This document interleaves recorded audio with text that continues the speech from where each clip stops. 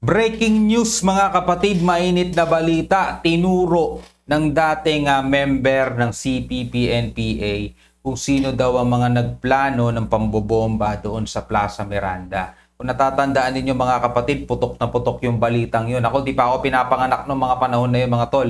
Pero ito ang bibigyan natin ng reaction video ngayon at bibigyan natin ng komentaryo. Pero bago yan, syempre inihikayat kita na mag-subscribe kay Filipino News TV mga tol. Yan, kung nakikita ninyo ang kanyang larawan sa gitna. At syempre kung bago ka pa lamang dito sa ating channel, huwag mong kalimutan na mag-subscribe. Click mo na rin ang notification bell para ma-update ka pag may mga bago tayong reaction video. Huwag na natin patagalin to. Total, wala na rin naman tayong hinihintay na. Panoorin na natin to mga tol.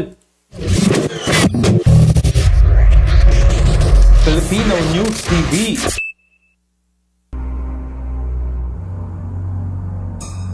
Yan oh, ang saya-saya nila oh. Sabay biglang may sumabog mga tol.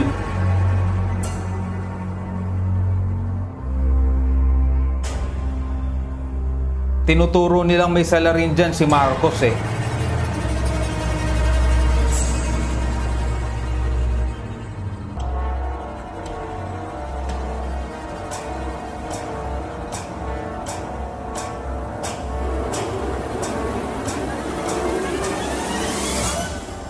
Wala si Ninoy nung araw na yan. Ka Peter na dating miyembro ng CPP-NPA. So eto si Ka Peter no, na-interview din to sa SMNI. Next time panonoorin natin ng mga kapatid. Actually ito courtesy SMNI ito no. Ang pag-amin ng dating miyembro ng CPP-NPA mga tol. Sige, pakinggan natin. Bigyan natin ng reaction video. Pakinggan natin maigi mga tol. Tuloy natin. Nagbigay ng pahayag sa idinaos na anibersaryo ng NPA noong Marso 29.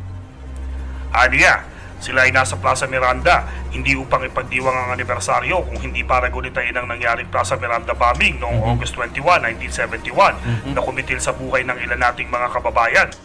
Ang nasabing krimen ay nagdulot ng lubos na galit at pagkamuhi sa administrasyon ni dating Pangulong Ferdinand Marcos Sr. Dagdag pa ni Ka Peter, ang magbigay ng pagkamuhi at galit sa Noy administrasyon ang tunay na pakay ng CPP-NPA sa utos ni Joma. Kaugnay nito, nagpasalamat din si Ka Peter sa SMNI News sa pagbibigay ng pagkakataon sa mga tulad nilang balik gobyerno na maitama ang kasaysayan. So ngayon si Joma ay namayapa na, wag na lang no. Pero ito itinuturo nito ni Ka Peter na ang nag-utos daw nito o ang nagplano dito sa ating napapakinggan ay si Joma at ang kanilang layunin ay bintang o isisi sa dating presidente Marcos kasi mga tol no, ang mga Pilipino nung mga panahon na yon ay umaasa lamang sa kung ano ang ibabalita ng mainstream media. Wala pang mga panahon na social media, kumbaga wala pang kokontre sa kung ano yung ibabalita ng media mga tol. Kaya kung ano yung maririnig ng tao, mababalitaan nila sa radyo, sa pahayagan, sa TV, yun na yung tatatak sa isip nila mga tol. Tuloy natin. Kaya nagkaroon ng NPA, kaya lumawak sila. Dahil sa nangyari sa Plaza Miranda noong August 21, 1971. Oh. Kaya ngayong araw, nandito kami, March 29, NPA anniversary, hindi upang ipagdiwang ang NPA, kundi upang sariwain ang nangyari dito sa Plaza Miranda noong August 21, 1971. Ano yun? Dito sa banda dyan, nandyan dati yung stage ng Liberal Party. Nagpatawag ng pulong si Joma noong February 6 at ipinahayag niya sa Political Bureau ng CPP na bobombahin natin yung rally ng Liberal Party sa Plaza Miranda. Kasi tagal-tagal na natin, kokonti pa lang tayo. Wala pa kaming 100 nun. Pag binomba natin ang rally ng Liberal Party, magagalit ang mga tao. Tuturo natin si Marcos. Yun, no? Tuturo natin si President Ferdinand Edwin Marcos na siyang nag-utos ng pagbomba sa Plaza Miranda. Magagalit ang mga tao. Pati mga kabataan. Yung LP, magpapatayan yung ruling class, sabi niya. Ang tinutukoy niyang ruling class ay yung Liberal Party at saka yung Nationalista Party, sabi niya. Pag pinasabog natin ang rally ng LP, siyempre ang LP hindi niya ituturo ang CPP, NPA kasi ang paniwala nila, kakampi natin sila kasi pareho nating kalaban si Marcos eh. Kaya nga nung ipinahuli yan ni Marcos, di ba mga tol, si Joma. Tapos nung napatalsik na si Marcos at ang pumalit si Cory, anong ginawa? Pinalaya. So pag tinuro natin si Marcos, maniniwala sila sa atin at maniniwala ang taong bayan. Pati itong mga kabataan na nakikinig sa atin, pag niyaya nating mamundok yung mga yan, mamumundok na yan kasi galit sila kay Marcos. Galit sila sa gobyerno. Yun ang formula ni Joma. Kung kaya nga dito namin dinala sa Plaza Miranda, itong hindi namin sineselebrate kundi aming sinasariwa. No? Aming ino-observe ang anniversary ng NPA. Ang problema niyan yung mga kabataan ngayon na napapaniwala pa rin ng mga makakaliwang grupo. Syempre itatanggi nila to mga tol. Yun naman ang normal, 'di ba? Hindi nila sasabihin nila hindi totoo 'yung sinasabi niya at talagang si Marcos pa rin ang paninindigan nila na may kagagawan noong nangyari ng yun, no? 1971 mga tol, wala pa tayo sa mundo nun. No? Upang sariwain sa alaala ng mga tao at ipaalala sa mga tao na dito sa Plaza Miranda naganap ang isang karumal-dumal na krimen. Sapagkat nung initya, dito yan mismo. Yan ang Mercury. No? Mercury yan. Nandyan dati yung stage, no?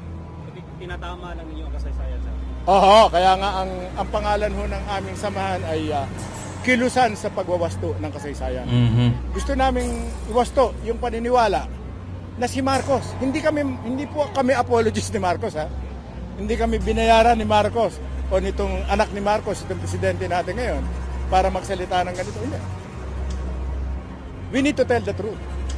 At itong mga dating, yung mga CPP rin, na mga dating kasama namin, na nandyan pa, na mga kasintat na ako, I am already 73 years old. Katulad ng mga ibang kabataan ngayon na nililin lang nila, I was 16 nung una akong ma-recruit, nung una akong maging member ng Kabataang Makabayan. And at the age of 17, naging full-fledged CPP na ako. Komunista na ako at the age of 17.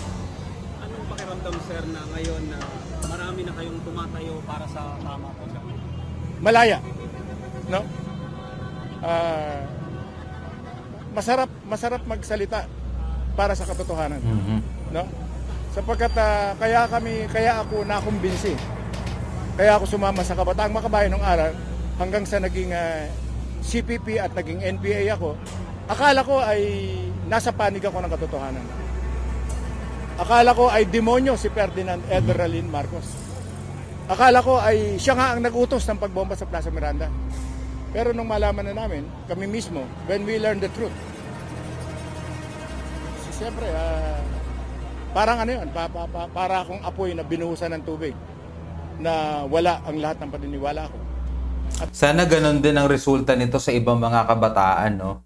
Mga tol, na hanggang ngayon sinisigaw nila, di ba? Marcos, diktador, ganyan, mamamatay, ano pa ba yung mga sinisigaw nila, di ba? Ang dami mga masasamang mga bagay. Never again pa, di ba? At nung panahon na yon, siguro ang isang susunod na dapat mong itanong, bakit ngayon lang kayo nagsalita? Wala namang makikinig sa amin nun. Napakalaking bagay ng SMNI sapagkat nagkaroon ng plataforma, no, para mapakinggan kami. Dati hindi naman kami pinapansin ng ABS-CBN, ng Channel 7, ng Channel 5, no?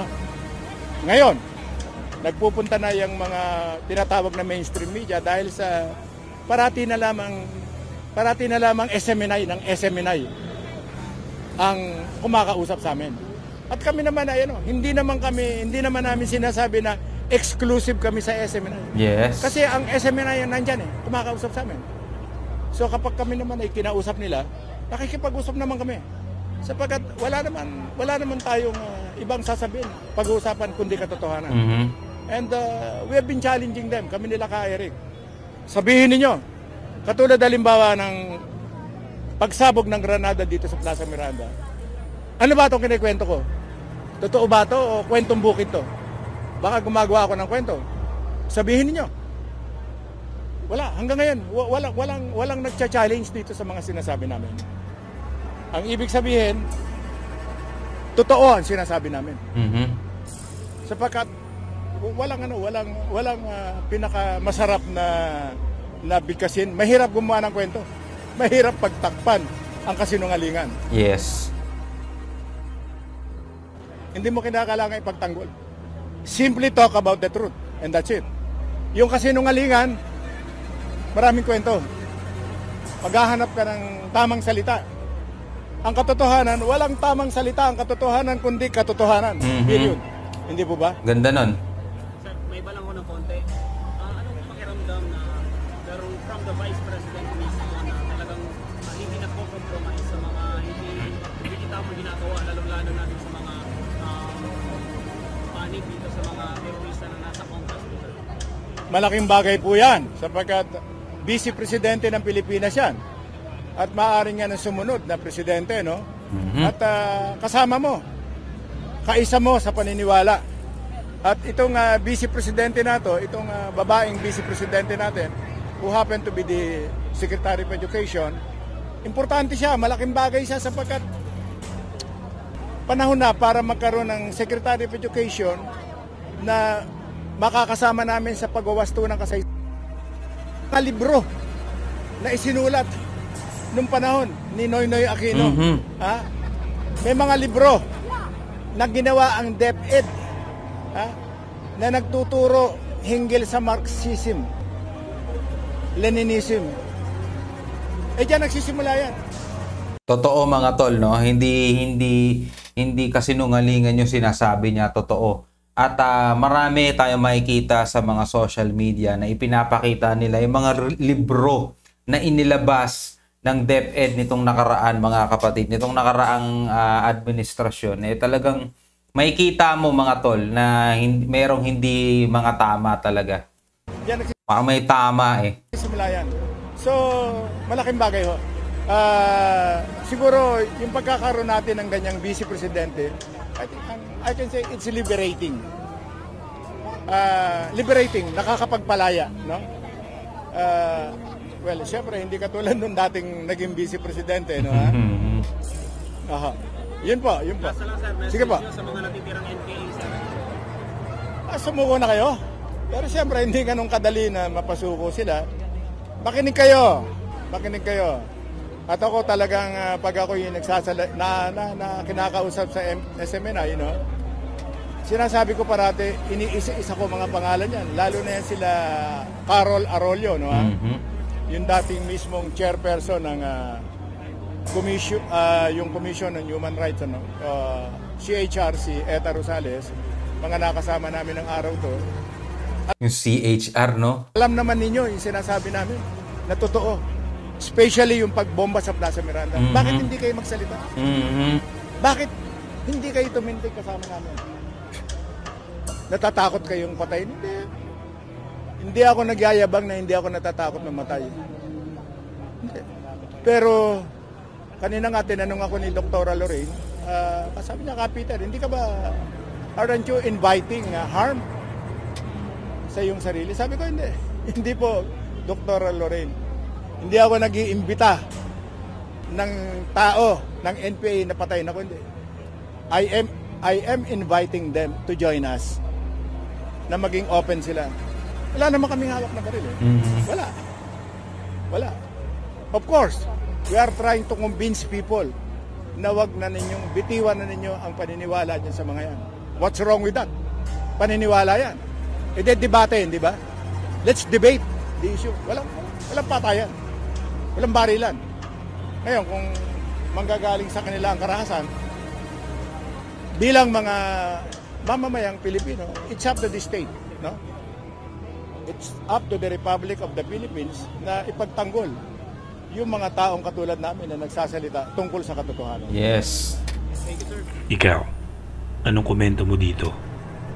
Tara, pag-usapan natin sa comment section ng inyong mga opinion at saloobin.